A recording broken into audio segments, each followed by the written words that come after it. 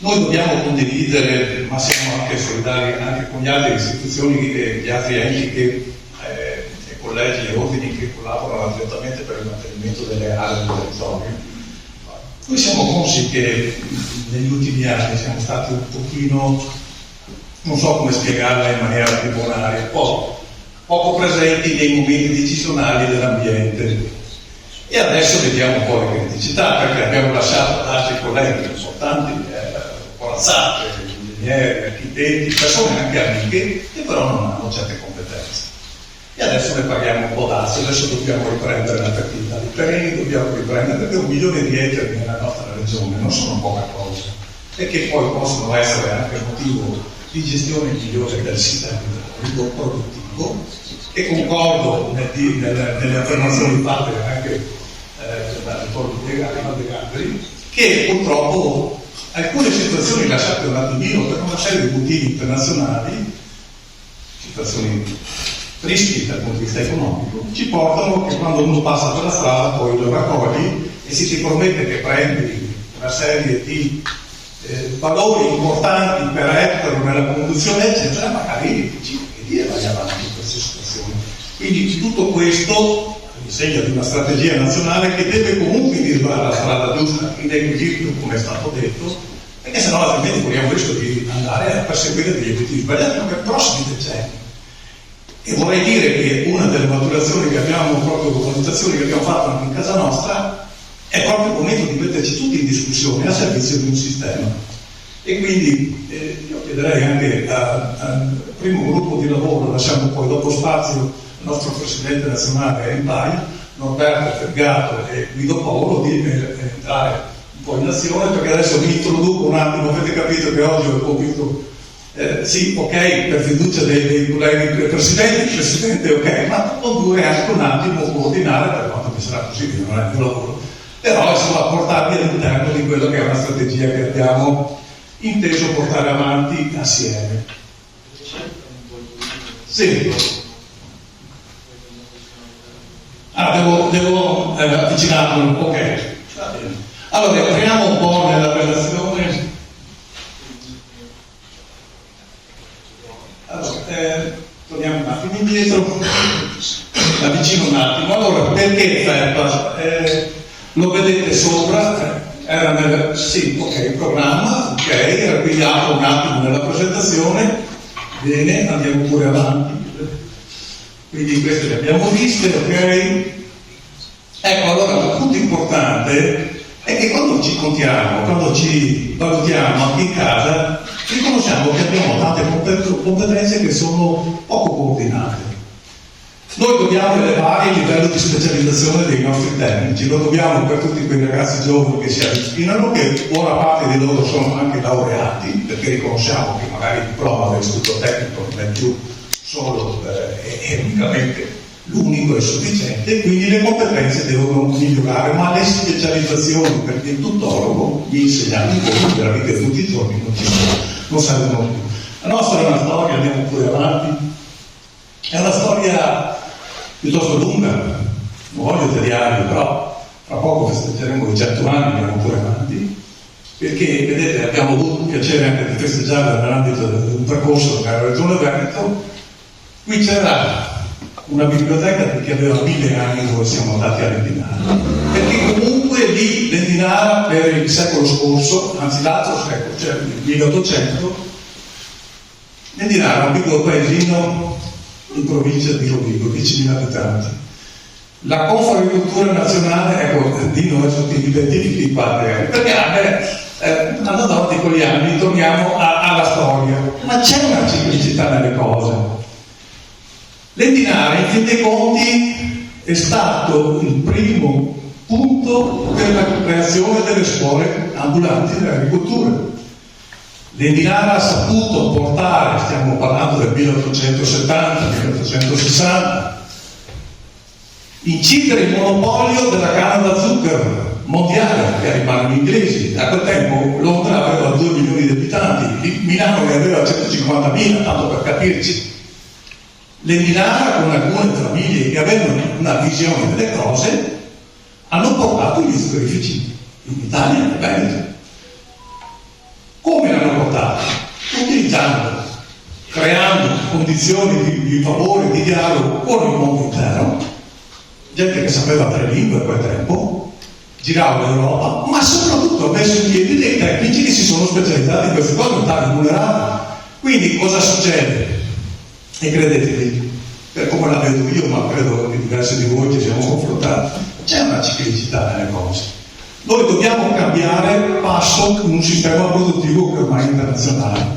Ma se in quella condizione, con quei pochi mezzi che avevano a disposizione, sono riusciti a incidere un monopolio della canna da zucchero in mano agli inglesi, capite bene che l'Italia di suo può fare la differenza.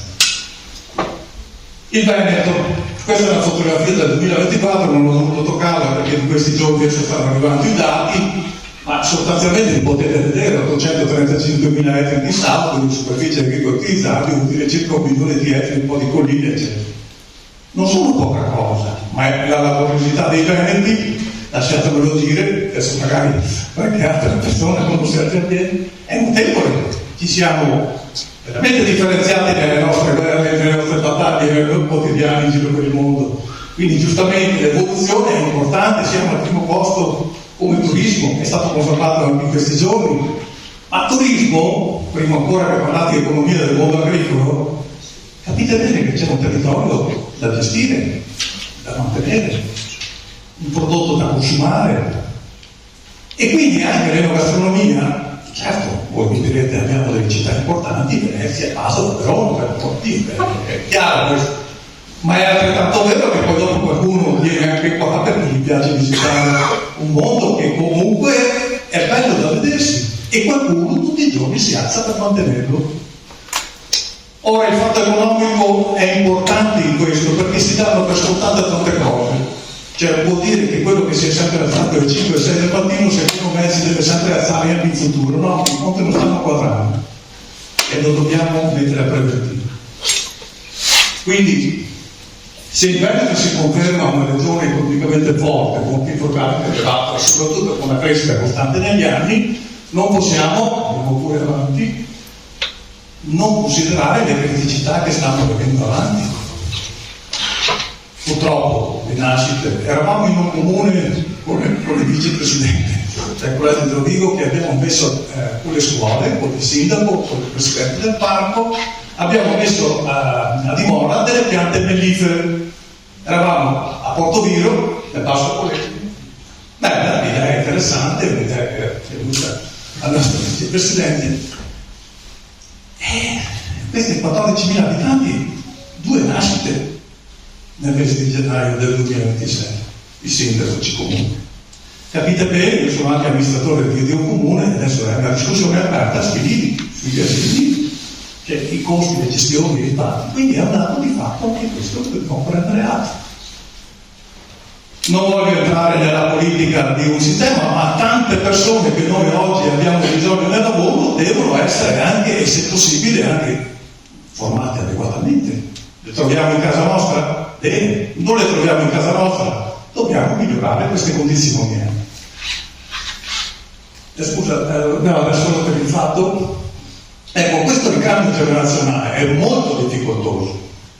Vorrei proprio sottolineare questo aspetto, perché, e come per i agrari ce lo siamo posti in più di qualche situazione, anche discorsi vari a livello proprio di Veneto, dovete considerare che con questa operazione che è stata fatta negli ultimi anni, compra macchinari, terzisti, situazioni, c'è un indebitamento pauroso.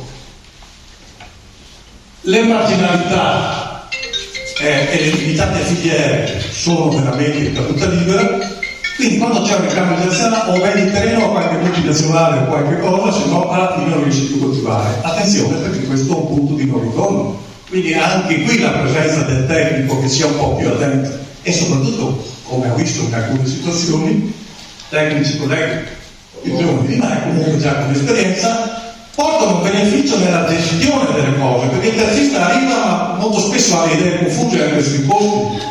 Cioè oggi i macchinari che si vendono in campagna si vendono perché non riesce più a pagare le rate precedenti, quindi sposta il pagamento di altri 5 anni, 7 anni. Cioè, capite che stiamo lavorando sempre sotto tono. Quindi un'economia si basa anche sul concetto, e qui bilancio situazioni dove devono tornare i conti, e qualcuno li deve fare. Il tecnico, nella sua conduzione, può fare la differenza. Gestione del territorio che deve accettare, e questo è fondamentale. Con i consorzi di bonifica. Stiamo parlando a livello generale, perché adesso io provengo da Rovigo, quindi un ambiente che ha una criticità estrema. Però le esperienze del passato ci hanno fatto condurre delle situazioni, grazie alla presenza di persone con i rover, situazioni, scavi, quant'altro, che hanno migliorato la nostra gestione, ma lì passa il 30, 28, 30% di tutto quello che piove nel nord Italia. Ora capite bene che se questa mancanza di manutenzione, di gestione, ma gli stessi terreni agrari, non possiamo permetterci di sbagliare, perché ogni terreno, ogni ettaro di terreno nella provincia di Rovigo, con i consorzi di bonifica ci stiamo dicendo, vediamo di recuperare almeno altri 130-140 metri cubi per ettaro quando piove, per accumularli nel terreno, assorbire, cioè sono discorsi tecnici, ma tu non puoi pensare di cementificare dappertutto e portare poi dopo, come arriva una pioggia che se ne va direttamente per essere scolata o gestita. Tutto questo fa parte di un discorso agronomico che molto spesso, lo dico francamente, l'abbiamo detto anche in un certo incontro con l'assessorato regionale disciplinare, e non possiamo pensare che tutto questo sia scontato e dobbiamo creare solo berletti nuovi su base. Abbiamo delle aree dismesse che non vengono utilizzate. Non so neanche più, saranno 12-13 mila capannoni spinti in Veneto. Cioè, no, non è possibile pensare di cementificare dappertutto. Però questa è la nostra visione. Quindi identità e rappresentanza. Chi è rappresentato? È un organismo unitario rappresentativo dei periti agrari e periti agrari del Veneto che si mette a disposizione dei bisogni della società, degli enti. 2000 professionisti non esercitano tutti, lo sappiamo, però un 30% sì. Comunque gli altri sono vicini al mondo agricolo, conoscono la realtà, hanno aziende agricole e fanno piccole partecipazioni. La nostra idea è quella di diventare o proporci per essere un punto di riferimento regionale, area per area, coordinata, in maniera tale che possiamo portare capillarmente nelle province venete la nostra presenza e il nostro contributo. Quindi la nostra missione promuovere, formare specialisti, la formazione. Quando parliamo con i nostri colleghi sui crediti formativi, allora crediti formativi, ok, c'è stato un periodo anche per me che abbiamo dato per titoli, nel senso che lo sei guadagnato per titoli, ma l'evoluzione è talmente veloce che tu ne abbia 30 anni o ne abbia 60, non importa, l'evoluzione è veloce, devi aggiornarsi. E tutto questo lo dobbiamo fare nostro. Perché? Perché le competenze sono fondamentali. L'autorevolezza anche. È chiaro che devi essere anche autorevole nel messaggio che porti, non puoi che raccontare delle fandonie. Solidarietà, quindi la collaborazione tra collegi territoriali è fondamentale per creare sinergie. E sostenibilità in strutture innovative responsabili. È vero, riconosco che a volte abbiamo delle follie a livello europeo. Ne siamo partecipi. Però è anche vero che non tutto quello che viene detto è sbagliato, dobbiamo riportare tutto all'interno di un sistema che sia equilibrio, di buon senso, perché poi ci vediamo. Dispiace quando prevalgono solo interessi commerciali, questo è vero, quindi dobbiamo, qualcuno invoca il principio di reciprocità.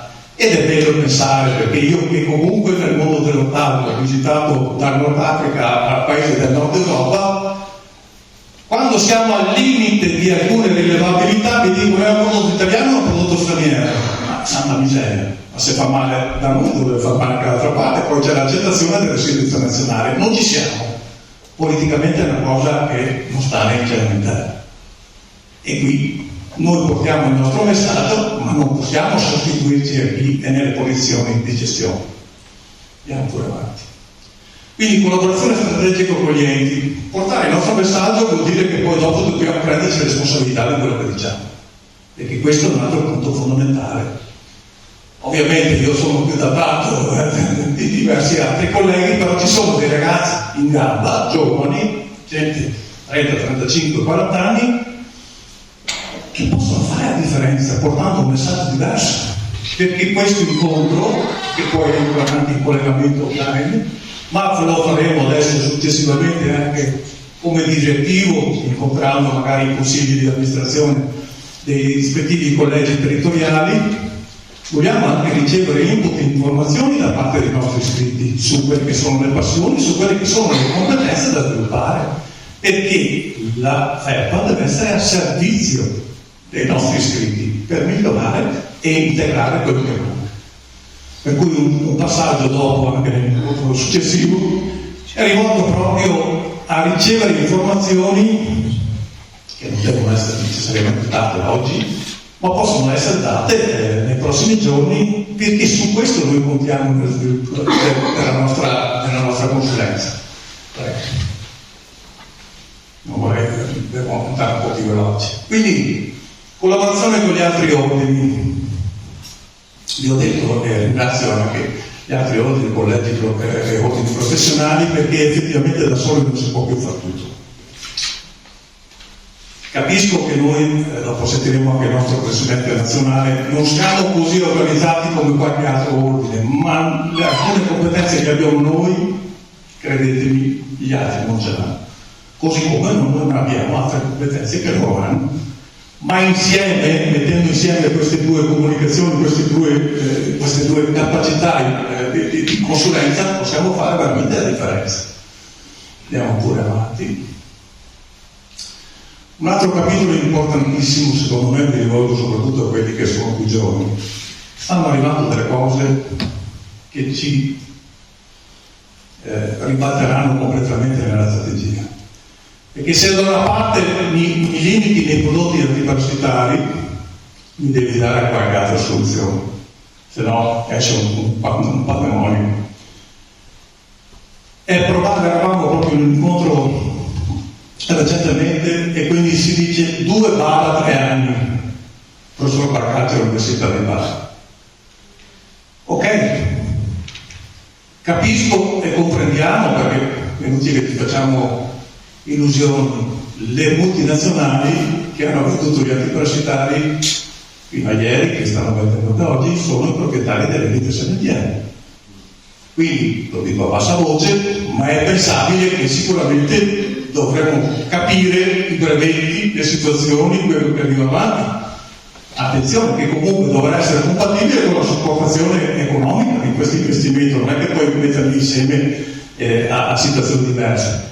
Ma lì sta la chiave di lettura del futuro, a mio modo di vedere. Perché per quello che ci siamo avvicinati anche personalmente, che poi è stato stracciato, che poi dopo ti distruggono i campi, effettivamente trovi delle piante con delle ricerche che ti riduce del 30-40% di uso di acqua, che riduce il 30%-40% di trattamenti di prestari. Quindi è lì che dobbiamo contare, perché la tecnologia ci può veramente aiutare, ma va gestita come strumento, non dobbiamo essere travolti da questo. Quindi i tecnici che devono essere preparati per questa funzione. Ecco allora che ci siamo dati dei compiti, ok? Per la fiducia dei colleghi, dei presidenti. Io porto avanti questa iniziativa, questa linea, per qualche anno ovviamente, ma nella volontà che questo cresca, e quindi c'è un gruppo che sia riequilibrato a livello di presenza territoriale, con varie presenze di persone di esperienza nei territori, perché l'avete visto, Veneto è molto differenziato, ma proprio perché è differenziato ha fatto la differenza. Andiamo pure avanti, perché dobbiamo concludere. Ecco allora, l'avete visto? Stato di istruzione, iniziamo a presentarci anche documentalmente, per cui la forza di una generazione di valore in campo. Perché di campo stiamo parlando? Il settore primario, non a caso si chiama settore primario, è l'elemento essenziale del sistema. È chiaro che poi dopo adesso subentrano altri bisogni, altre situazioni, da cui ma qui ci siamo, ed è il nostro lavoro, il nostro ruolo. Possiamo anche dire di avere delle competenze da spendere. Quindi ho un impegno concreto per il territorio veneto, parte istituzionale ed istituzionale, interlocutore unico per enti pubblici, dare l'innovazione per seguire. Perché siamo convinti, e chiudo, siamo convinti che l'attività quotidiana di professionisti con competenze specialistiche possa contribuire di dare un'equilibrata crescita del territorio e delle attività che soprattutto ci interessa economico futuro. È l'equilibrio delle cose che fa la differenza. L'equilibrio delle cose portate avanti con un equilibrio sostenibile nel tempo, tra cui è chiaro clima, ambiente, ma anche e soprattutto economico, se no non riusciamo. Chiudiamo pure e vi ringrazio per l'attenzione.